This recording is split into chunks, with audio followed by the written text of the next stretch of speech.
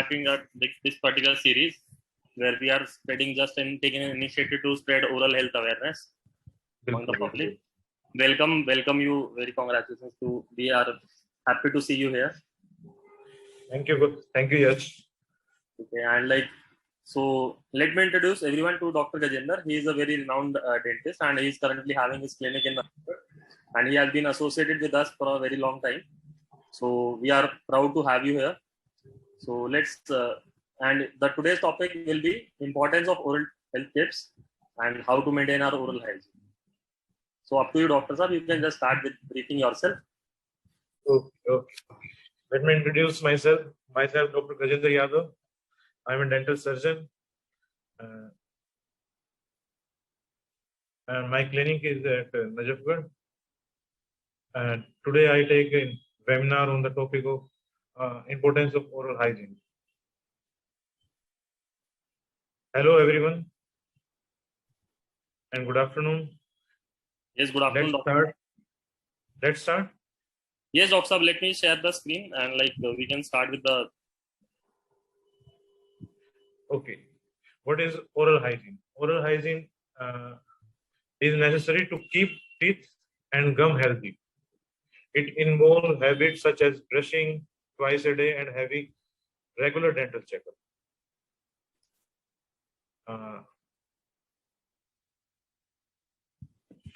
With the help of with good oral hygiene, we can prevent dental caries, bad breaths, and gingivitis and periodontitis. इसके अलावा भी हम बहुत सारी चीजें अवॉइड कर सकते हैं अपनी ओरल हाइजीन को इम्प्रूव करके. जैसे बहुत सारे लोग जो स्टडीज हुई हैं उसके हिसाब से जिन लोगों को पेरियोडोंटाइटिस होती है उनको हार्ट की डिजीज ज्यादा हो सकती है. इसी तरह उनको रूमेटॉइड आर्थराइटिस भी बहुत ज्यादा पाया जाता है. इसके अलावा हमारा जो मैस्टिकेशन वो इम्प्रूव होता है. अगर हम अपनी ओरल हाइजीन अच्छी नहीं रखते हैं तो बहुत सारी चीज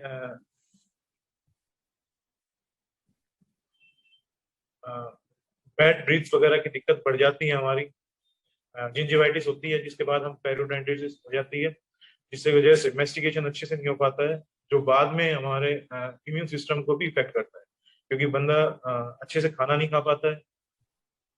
और उसकी न्यूट्रिशनल डाइट कम हो जाती है.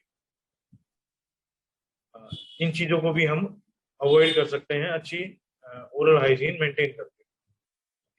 इसके अलावा ओरल हाइजीन मेंटेन करने के लिए क्या क्या चाहिएगा? सबसे पहले ब्रशिंग ये सबसे इम्पोर्टेंट टूल्स हैं ओरल हाइजीन को इम्प्रूव करने के लिए. हमें दिन में 2 बार जरूर ब्रश करनी चाहिए.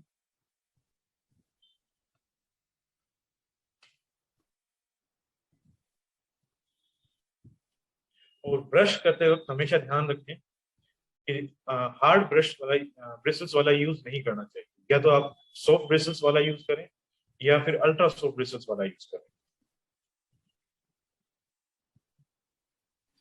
इसके अलावा हम फ्लोस को यूज कर सकते हैं. जब हम ब्रश करते हैं तो हमारे दांत के आगे वाला हिस्सा और पीछे वाला हिस्सा ही क्लीन होता है. दांतों के बीच का जो हिस्सा होता है वो क्लीन नहीं हो पाता है. उसको क्लीन करने के लिए हमें फ्लोस का यूज करना पड़ता है. फ्लोस जब भी करें टूथ के अलोंग चलें और जो उसका कर्वेचर है उसको फॉलो करें. ज्यादा प्रेशर ना लगाएं फ्लोस करते वक्त जिससे ब्लीडिंग वगैरह के ज्यादा ना हो. इसके अलावा माउथ वॉश एक इम्पोर्टेंट टूल है लेकिन ये ब्रश का सब्स्टिट्यूट नहीं है. जब हम फ्लोस कर माउथ वॉश यूज करते हैं तो हमारे मुंह के अंदर बैक्टीरियल लोड कम होता है और ये हेल्प करता है हमारे ओरल हाइजीन को मेंटेन करने के लिए. लेकिन कभी भी इसको सब्स्टिट्यूट ना बनाएं. ब्रशिंग का सब्स्टिट्यूट नहीं हो सकता है माउथ वॉश. ब्रश इसके अलावा जब हम हमारे जो हैबिट्स हैं ईटिंग हैबिट्स हैं उनको ठीक करना या हमारे जो कार्बोहाइड्रेट्स जो हम ज्यादा लेते हैं लेते हैं उसको कंट्रोल करना. क्योंकि जब भी हम कार्बोहाइड्रेट्स या शुगरी फूड लेते हैं तो हमारे मुंह के अंदर बैक्टीरियल लोड बढ़ जाता है. इस चीज को अवॉइड करने के लिए कम से कम कार्बोहाइड्रेट लें.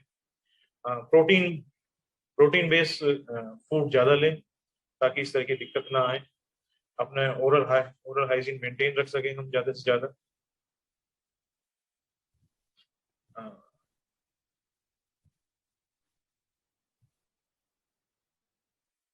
और सबसे इम्पोर्टेंट चीज जो डेंटिस्ट्री में हम जब करते हैं वो है कि आपको फॉलो हर 6 महीने बाद फॉलो जरूर करें डेंटिस्ट के पास, ताकि वो चेक कर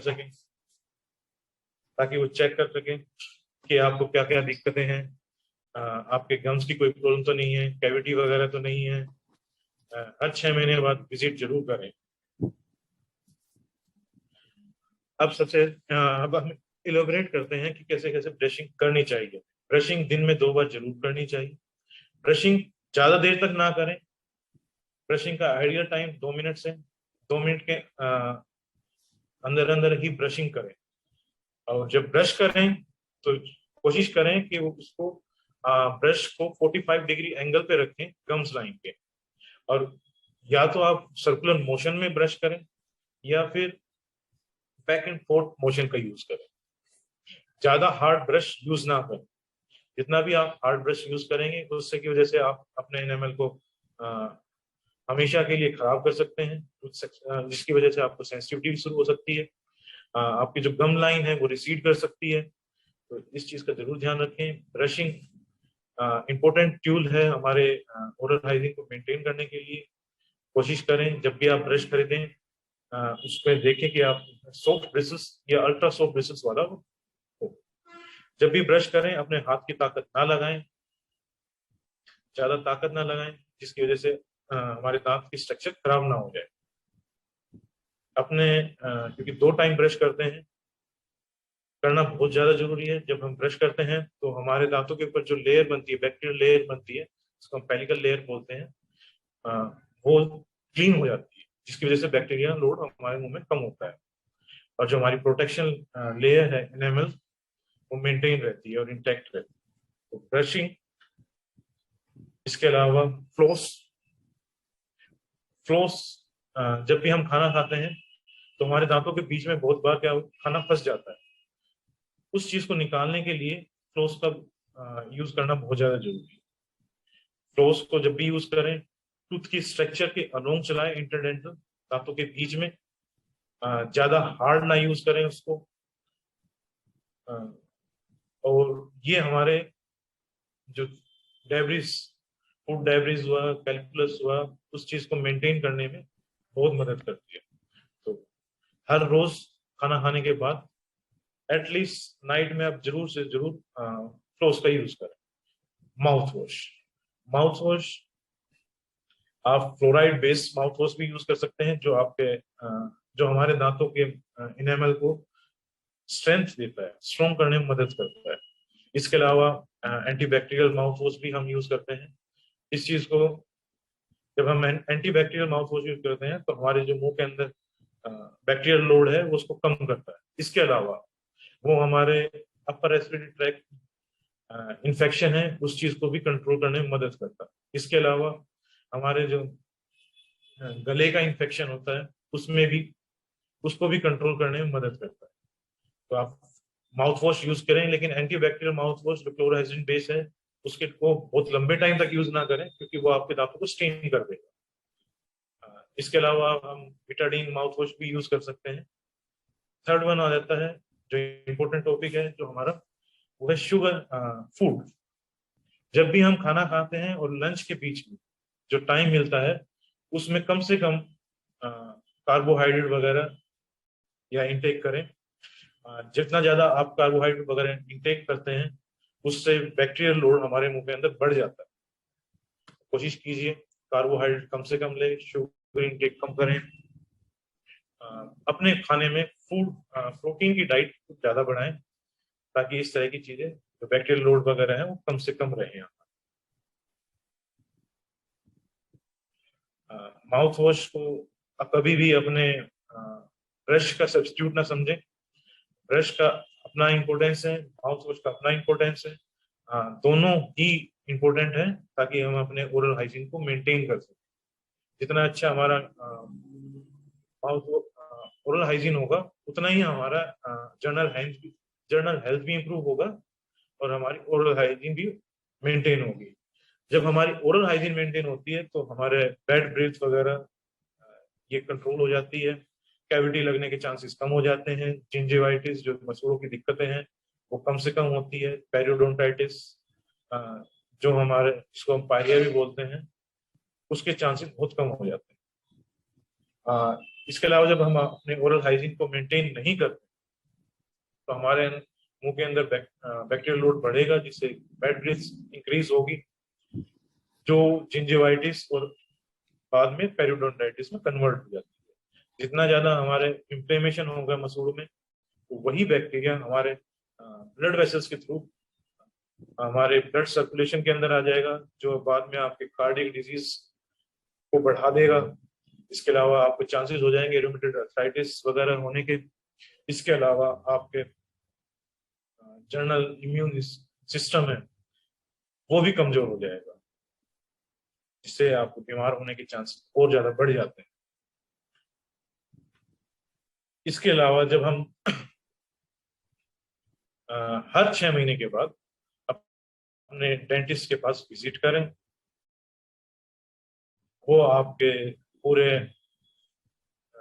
माउथ को चेक करेंगे, देखेंगे कि क्या उनमें दिक्कतें हैं, कैविटी तो वगैरह नहीं है, डिवाइटिस तो नहीं है, आपको कोई और ओरल हाइजीन से रिलेटेड कोई ओरल रिलेटेड कोई डिजीज तो नहीं है जिसकी वजह से आपको आगे चल के ज्यादा दिक्कत है। सबसे इम्पोर्टेंट पार्ट जो इसमें है कि आप अगर स्मोक करते हैं या टबैको वगैरह खाते हैं तो उन चीजों से हमारे ओरल कैविटी की ओरल टिश्यूज हैं उनमें चेंजेस आते हैं, और वो चेंजेस बाद में आपको कैंसर या प्री कैंसर डिजीज जैसे सब ओरल फाइब्रोसिस, ल्यूकोप्लेकिया, इन चीजों में कन्वर्ट हो जाता है। कोशिश कीजिए कम से इन चीजों को छोड़ दें, स्मोकिंग कम से कम हो, टबैको ना खाएं आप, जिसकी वजह से आपके इस तरह की दिक्कत ओरल कैंसर वगैरह ना हो और ओरल डिजीज भी ना हो। स्मोकिंग कम से कम का बिल्कुल ही ना करें। इसके अलावा आप अपने डेंटिस्ट के जरूर से जरूर विजिट करें।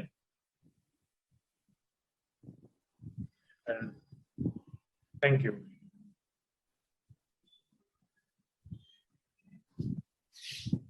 It's a very good piece of information, Dr. Saab, and it's a pleasure that you are here with us and spreading on all these questions.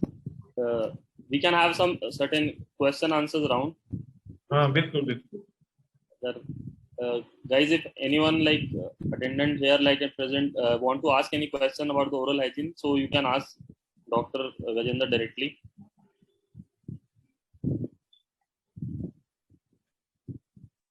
Doctor, I have a question myself.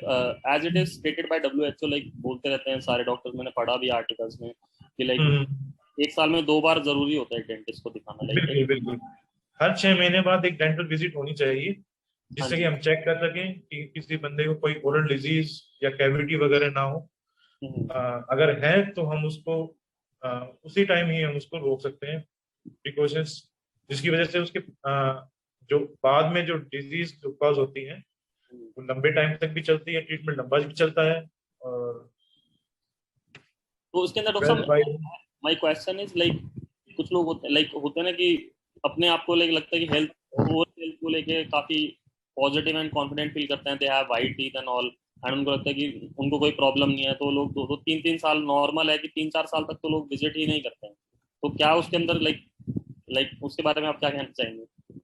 नहीं, 3-4 साल तो बहुत लंबा time है। Actually क्या होता है कि डेंटल डिजीज में जैसे कैविटी बन रही है तो कैविटी का हमें पता सडनली नहीं पता चलता है। ओके। कैविटी को स्टार्ट होने में और उसके द्वारा मतलब कि जो सेंसिटिविटी वगैरह होता है उसमें सालों लग जाते हैं। लेकिन अगर आप डेंटल विजिट करते हैं तो हम उसको चेक करके देख सकते हैं कि किसी को कैविटी वगैरह तो नहीं है, तो उसको उसी टाइम हम कैविटी को ठीक कर सकते हैं, मतलब कि कैविटी रिपेयर करके उसको फिल कर सकते हैं ताकि वो आगे ना बढ़े। अगर वो आगे बढ़ती है तो बाद में आपको रूट कैनाल वगैरह की ट्रीटमेंट की जरूरत पड़ती है, जो कॉस्टली भी पड़ता है और काफी लंबा प्रोसीजर भी है और पेनफुल प्रोसीजर भी है। अगर आप विजिट करते हैं अपने हर 6 महीने के बाद, तो हम उसको कैविटी को चेक करके उसको फिल कर सकते हैं। Thank you for your advice. तो इसके अलावा भी अगर आप हर 6 महीने बाद विजिट करते हैं, तो जैसे जिंजिवाइटिस है, उसको पहले ही डायग्नोस किया जा सकता है ताकि वो पेरिडोंटाइटिस में कन्वर्ट ना हो। तो मेन डिफरेंस क्या होता है डॉक्टर साहब? Like I am not a technical person, like gingivitis और पेरिडोंटाइटिस एक बाद की डिजीज है जिसमें दांत हिलने लग जाते हैं, कैलकुलस वगैरह डिपॉजिट हो जाता है काफी ज्यादा उसके अंदर, मसूड़ अपनी जगह छोड़ देते हैं, दांत बड़े दिखने लग जाते हैं। दांत तो जो आप पहले भी बहुत सारे बंदे कंप्लेन करते होंगे कि हमारे दांत पहले बिल्कुल ठीक थे, अरेंज थे, अपनी जगह पे थे, लेकिन बाद में जैसे जैसे वो शिफ्ट होने लग रहे हैं, एक दूसरी तरफ शिफ्ट हो गए अपने आप, तो वो पेरिडोंटाइटिस या कैलकुलस की वजह से ही होता है। तो जिसको हम पहले डायग्नोस कर सकते हैं, पहले चेक करके उसको ठीक किया जा सकता है। तो डॉक्टर साहब इसके अंदर जैसे कि अब लोग होते हैं कि नॉर्मल है, टाटर जम जाता है, जहाँ तक मुझे समझ में आ रहा है प्लाक जम जाता है, तो जैसे डेंटिस्ट के बोला जाता है कि हर 6 महीने कराना चाहिए या साल में एक बार क्लीनिंग, माउथ क्लीनिंग कराना चाहिए। तो क्लीनिंग कराने के बाद टाटर को हम साफ करा लेते हैं, तो दांत, एक मार्केट में जो मिथ चल रहा है वो तो इस तरह से चलता है ना कि सफाई कराने से दांत ढीले हो गए हैं, हिलने लग गए हैं, पहले हिलते नहीं थे। नहीं, एक्चुअली क्या होता है कि जब हम सफाई के लिए जाते हैं तो हम उस स्टेज पे जाते हैं जब हमारे दांतों को काफी नुकसान हो चुका होता है। तो पेशेंट्स को लगता है कि मैंने जब स्केलिंग करवाई तो उसके बाद मुझे सेंसिटिविटी स्टार्ट हो गई, लेकिन उसको ये नहीं पता है कि जब वो उसने इतना लेट कर चुका है कि उसके जो स्ट्रक्चर्स हैं, बोन लॉस हो चुका है, जिसकी वजह से जिंजाइवल डिसीजन भी हो चुका है, और उसी की वजह से उसको सेंसिटिविटी लगती है। इसीलिए जरूरी होता है कि आप हर 6 महीने बाद एक डेंटल विजिट जरूर करें। जी डॉक्टर साहब, ठीक है डॉक्टर साहब, I guess like it's a good information and we should like actually take care of our oral health and teeth. काफी जरूरी चीज है डे टू डे लाइफ के लिए। आवाज नहीं आ रही डॉक्टर साहब आपकी। हाँ जी। पर्सनल हाइजीन को मेंटेन करने के लिए ओरल हाइजीन सबसे इम्पोर्टेंट है। जितना अच्छा ओरल हाइजीन होगा हमारा, उतना ही अच्छा हमारा पर्सनल हाइजीन भी। ठीक है डॉक्टर साहब, it's a thank you so much for having like you are is here and we are actually proud that we have you on our panel. And guys, for more information, like you can visit our page, you can follow us on Instagram, Facebook, and hope to like today the audience and like people are very less as compared to the early webinars. So hope we have a good strength in the next time and we can come up with some new topic. You can suggest us new topic. Okay, Dr. Saab, like we can close up this thing and thank you once again. Thank you so much. Most welcome.